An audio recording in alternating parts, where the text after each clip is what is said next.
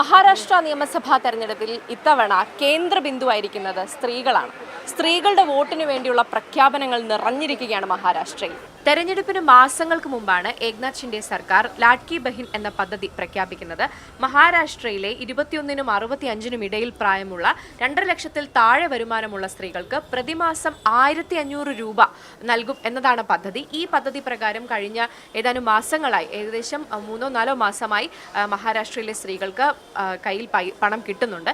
ഇനി അധികാരത്തിൽ വന്നാൽ 2100 രൂപയായി ഈ പണം കൂട്ടും എന്നാണ്, ഇത് നൽകുന്ന തുക കൂട്ടുമെന്നാണ് പ്രഖ്യാപനം വന്നിരിക്കുന്നത്.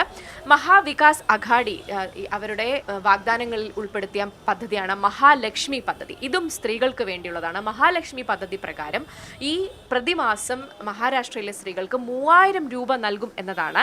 അത് കൂടാതെ സൗജന്യ ബസ് യാത്ര, സ്ത്രീകൾക്കും പെൺകുട്ടികൾക്കും സൗജന്യ ബസ് യാത്ര ഉൾപ്പെടെ മറ്റ് പല ആനുകൂല്യങ്ങളും സ്ത്രീകൾക്ക് നൽകും എന്നതാണ് പ്രഖ്യാപനത്തിലുള്ളത്.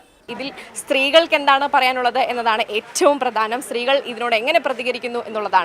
किसी कोई पार्टी देती नहीं है ना, ऐसा लड़की हो जाए, लड़की या बच्चों औरत लोगों को कुछ वो दे रहे हैं ना, फिर अच्छा हैप्पी है, खुश है। साहब का काम भी अच्छा है, शिंदे साहब का लाडली बहन। अच्छा, उनका पैसा हमको मिला क्या? मिला जिनने दिया ना हमको उनको ही वोट देंगे हम। हाँ, मेरे को तो नहीं मिल रहा। नहीं मिल रहा है. आप अप्लाई नहीं किया था, हम लोग सब अप्लाई किया, नहीं मिला. it is according to the category of your income, right? So we don't fall in that category. എന്തായാലും സ്ത്രീകളുടെ വോട്ട് നിർണായകമാകുമെന്ന ധാരണ രണ്ട് മുന്നണികൾക്കുമുണ്ട്. അത് ഏറ്റവും ഫലവത്തായ രീതിയിൽ പെട്ടിയിലാക്കുക, അതിനുള്ള ശ്രമങ്ങളാണ് ഇരു വിഭാഗത്തും നടക്കുന്നത്. ആ ശ്രമങ്ങൾ ആത്യന്തികമായി സ്ത്രീകൾക്ക് ഗുണം ചെയ്യുമെന്ന പ്രതീക്ഷയിലാണ് ഇവിടുത്തെ മഹാരാഷ്ട്രയിലെ ജനങ്ങൾ.